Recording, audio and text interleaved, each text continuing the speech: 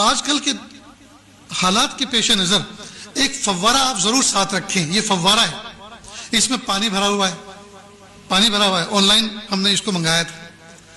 اس کا فائدہ یہ ہے کہ آدمی اگر حرم میں بیٹھا ہوا ہے اور اس کا وضو ٹوٹ گیا، اب اگر آپ حرم سے باہر نکل کر واپس جانا چاہیں تو یہ ممکن ہی نہیں. پولیس والے جانے نہیں دیتے، بھیڑ اتنی ہے. اب وضو ٹوٹ گیا، جگہ بھی سنبھالنی ہے، نماز بھی پڑھنی ہے جماعت کے ساتھ، اور وضو بھی کرنا. اب کیا کریں؟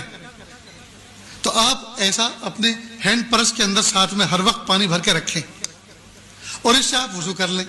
اس سے وضو کرنے کا طریقہ بہت آسان ہے.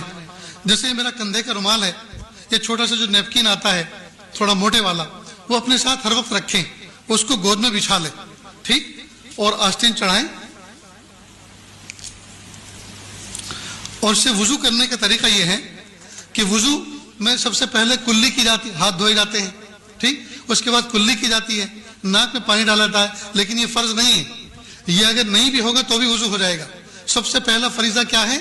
چہرے کا دھونا، پیشانی کے بالوں سے ٹھوڑی کے نیچے تک، ایک کان کے لو سے دوسرے کان کے لو تک. یہ نمبر 1 فریضہ ہے. لہذا اس کا ادا کرنے کا طریقہ یہ ہے کہ آپ ایسے کریں.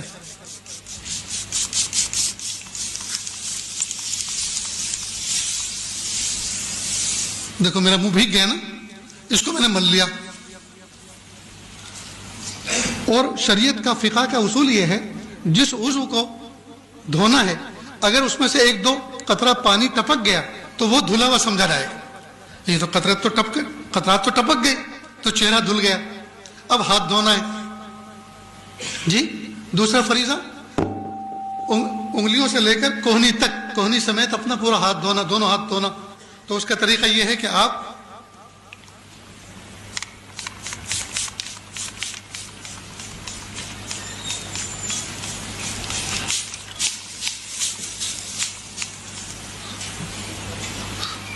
یہ آپ کا ہاتھ دھل گیا، ٹھیک. اسی طرح سے دوسرا ہاتھ دھونا ہے، اسی طرح دوسرا ہاتھ دھونا ہے. آپ میری طرف دیکھیں، بہت اہم کام چل رہا ہے. دروازہ کھولنا تو آپ نے یہ بچپن سے دیکھتے آئے، کھولتے بھی ہیں اور بند بھی کرتے. تم بھی کھڑے ہو یار، جو نہیں دیکھنے کا ہے وہ دیکھتے ہو، جو دیکھنا ہے اس کو نہیں دیکھتے. تو دوسرا ہاتھ بھی ہو گیا، ٹھیک. یہ تو میں نے وقت کو بچانے کے لیے ایک ہاتھ کو صرف ایسے ہی بتا دیا، ایک ہاتھ ایسے، تو دوسرا بھی ایسے دھونا ہے. اس کے بعد پھر ہاتھ کو تر کیا دونوں اور سر کا مسح کر لیا.